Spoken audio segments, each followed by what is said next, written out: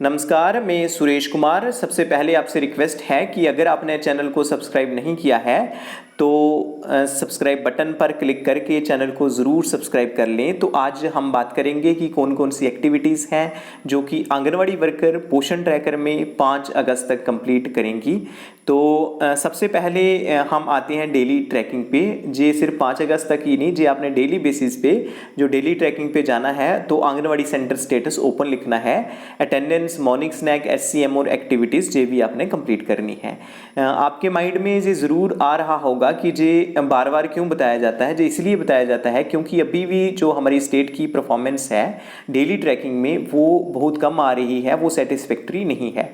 अगर हम best performing district की बात करें तो उसमें भी अगर हम देखते हैं कि 1600 कुछ आंगनवाड़ी सेंटर्स हैं तो उसमें से एटलीस्ट जो 150 आंगनवाड़ी सेंटर हैं उन्होंने उन आंगनवाड़ी वर्कर्स ने अटेंडेंस नहीं की होती है। इसी प्रकार अगर हम हर एक डिस्ट्रिक्ट में देखें तो 200 से 300 400 आंगनवाड़ी सेंटर ऐसे हैं जिन आंगनवाड़ी वर्कर्स ने आंगनवाड़ी सेंटर को ओपन ही नहीं किया होता है पोषण ट्रैकर में। इससे क्या होता है कि जो यूटी की परफॉर्मेंस है टोटल पोषण ट्रैकर में वो जो है उसकी जो परफॉर्मेंस है वो डाउन जाती है।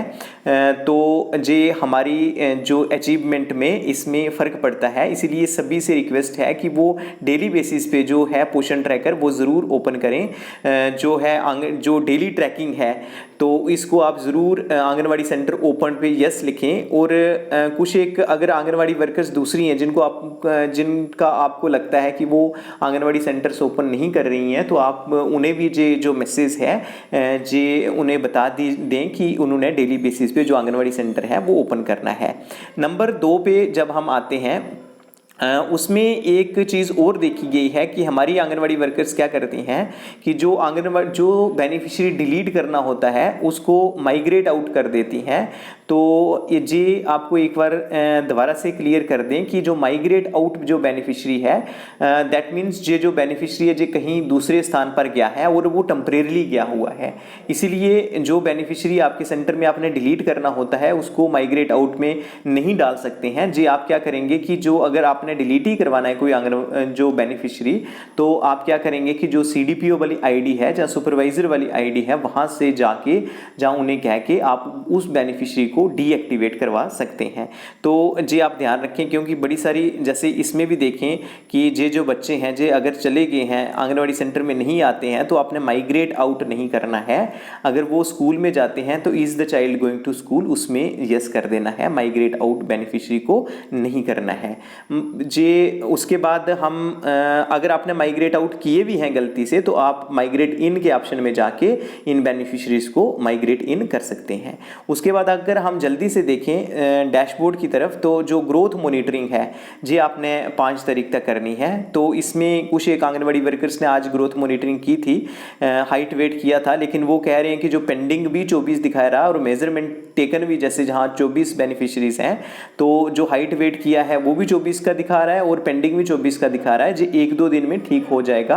आपने सिंपली जो हाइट वेट चढ़ा देना है तो जो ऑटोमेटिकली पोषण ट्रैकर में 1-2 दिन में क्लियर हो जाएगा। तो जहाँ पे एक जो ग्रोथ मॉनिटरिंग में भी एक प्रॉब्लम ये आ रही है कि ग्रोथ मॉनिटरिंग आपको पता ही होगा कि RBS की टीम जो है जो राष्ट्रीय बाल स्वास्थ्य कार्यक्रम है उनमें जो डॉक्टर्स वगैरह हैं जहाँ पैरामेडिकल स्टाफ है वो आंगनवाड़ी सेंटर्स में जाता है और बच्चों की मॉनिटरिंग होती है। तो वहाँ भी वो हाइट वेट करते हैं। तो उनका जो ऐप है जो RBS की ऐप है उसमें जो हाइट वेट डिफरेंट शो कर रहा है बच्चों का और जो हमारी आंगनवाड़ी सेंटर में जो वर्कर्स हैं उनका हमारा जो पोषण ट्रैकर में है इसमें जो डिफरेंट शो कर रहा है, इसलिए ये मिसमैच हो रहा है।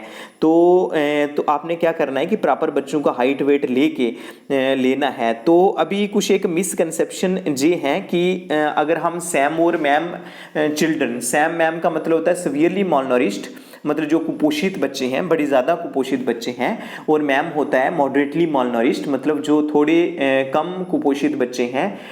अगर हम उन्हें आइडेंटिफाई करेंगे तो हमें हायर स्टाफ यानी सुपरवाइज़र हैं जहाँ CDPOs हैं जहाँ डिस्ट्रिक्ट प्रोग्राम ऑफिसर हैं वो कहेंगे कि आपने इन्हें क्यों आइडेंटिफाई किया है।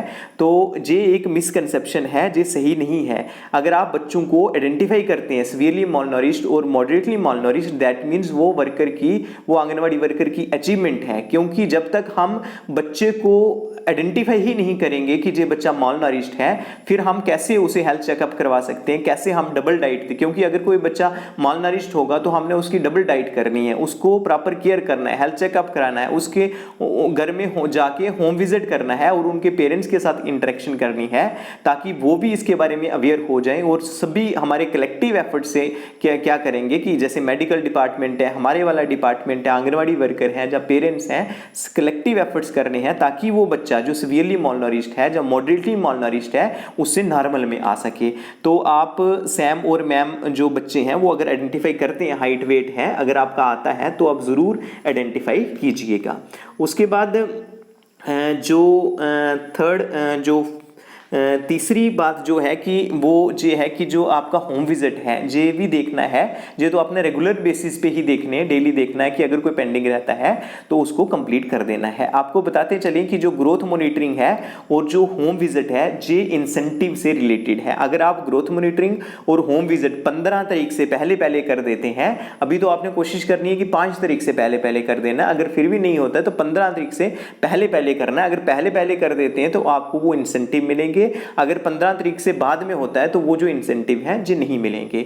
आपके माइंड में जरूर आ रहा होगा कि अभी हमें, आप कहते तो रहते हैं लेकिन जो अभी तक हमें इंसेंटिव नहीं मिले हैं, तो प्रॉब्लम यही है कि जो सिस्टम है जो स्ट्रीमलाइन नहीं हुआ है। एक बार स्ट्रीमलाइन हो जाएगा तो जो इंसेंटिव है, जो आपकी ड्यू इंसेंटिव है, जिस डेट से जो स्कीम स्टार्ट हुई है इंसेंटिव वाली, तभी से ही आपको इंसेंटिव मिलेंगे। जो बैक डेट से जो टोटल अमाउंट है वो आपको मिल जाएगा। टाइम लग सकता है लेकिन ऐसा कभी भी नहीं हो सकता है कि आपको इंसेंटिव नहीं मिले।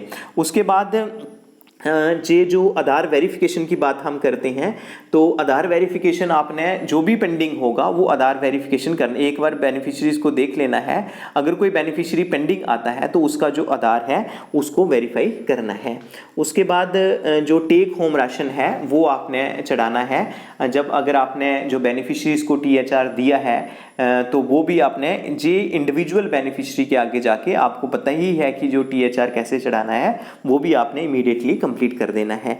उसके बाद जो आंगनवाड़ी सेंटर जो मोर पे जाएंगे तो इवेंट्स का तो आपको पता है कि जो इवेंट्स हैं इसमें कम्युनिटी बेस्ड इवेंट हैं, और जो दूसरा है अपना जो VHSND है, VHSND वीरवार को होता है, तो अगर पहले वीरवार को होगा तो आपने क्लिक कर देना है। उसके कम्युनिटी बेस्ड इवेंट भी 15 तारीख से एक पहले करना है। उसके बाद जो है आपका जो आंगनवाड़ी सेंटर स्टेटस है इस पे भी क्लिक करके आपने ऐड न्यू चेकलिस्ट करनी है, तो JV कंप्लीट कर देना है। उसके बाद जो anganwadi centre location, this is important, क्योंकि जो लोकेशन है जी अभी बड़ी देर हो गई है कि आंगनवाड़ी वर्कर्स ने जो लोकेशन है वो अपडेट नहीं की है, तो आपने क्या करना है कि जो लोकेशन है वो आंगनवाड़ी सेंटर की अपडेट कर देना। आंगनवाड़ी सेंटर लोकेशन पे जाके अपडेट लिखना है, और ये तभी लिखना है are you at the anganwadi, आपने आंगनवाड़ी सेंटर में जाके ही लिखना है, आपने सिंपली यस करना है और लास्ट में क्लिक कर देना है। और उसके बाद ये जो मेन बात थी, उसके बाद जो आंगनवाड़ी सेंटर इंफ्रा है जे भी अभी भी आंगनवाड़ी वर्कर्स ने नहीं भरा है, क्योंकि जे आंगनवाड़ी वर्कर के पोषण ट्रैकर में नहीं आता है। जे जो आंगनवाड़ी सेंटर है इंफ्रा है, जे हमारे जो सुपरवाइजर्स हैं वो ही फिलअप करेंगे, क्योंकि जे CDPO की ID में जाके ही होगा। जे मैंने एक वीडियो बनाया था कि आपने कैसे इंफ्रा को अपलोड करना है, तो वो भी अपडेट कर दें। आप कंसर्न सुपरवाइजर को भी कह सकते हैं, जहाँ सुपरवाइजर जो कॉन्फिडेंशियल आंगनवाड़ी वर्कर हैं तो उनको कह सकते हैं, और जो आंगनवाड़ी इंफ्रा के जितने भी एस्पेक्ट हैं वो कंप्लीट करने हैं। तो ये कुछ एक जो चीज़ें हैं जे हमने क्या करनी है कि 5 तारीख से पहले पहले कंप्लीट कर देनी है। तो सभी आंगनवाड़ी वर्कर से रिक्वेस्ट है कि वो दूसरी आंगनवाड़ी वर्कर्स से भी कहें, क्योंकि हमारा अगर जो अचीवमेंट है, अचीवमेंट हमारी कोशिश होनी चाहिए कि हमारी 100% अचीवमेंट होनी चाहिए, तभी जो सिस्टम है वो स्ट्रीमलाइन होगा, तभी जो स्मूथ फ्लो ऑफ फंड्स होगा। तो जो आंगनवाड़ी वर्कर्स जो काम नहीं भी करती हैं, आपने क्या करना है कि जो हमारी एक्टिव आंगनवाड़ी वर्कर्स हैं, मैक्सिमम हमारी आंगनवाड़ी वर्कर्स जो कि डेडिकेटेड हैं, 80% काम अच्छा है, लेकिन जो 10 या 20% ऐसे हैं जो कि आंगनवाड़ी सेंटर ओपन तक नहीं करते हैं, तो आपने क्या करना है कि जो दूसरी आपकी कलीग्स हैं उन्हें भी बताना है और उनके पास बैठ के एक एक चीज़ को एक्सप्लेन करना है, ताकि जो पोषण ट्रैकर का कोई भी एस्पेक्ट है वो छूट नहीं सके। तो आज के लिए इतना ही था। धन्यवाद।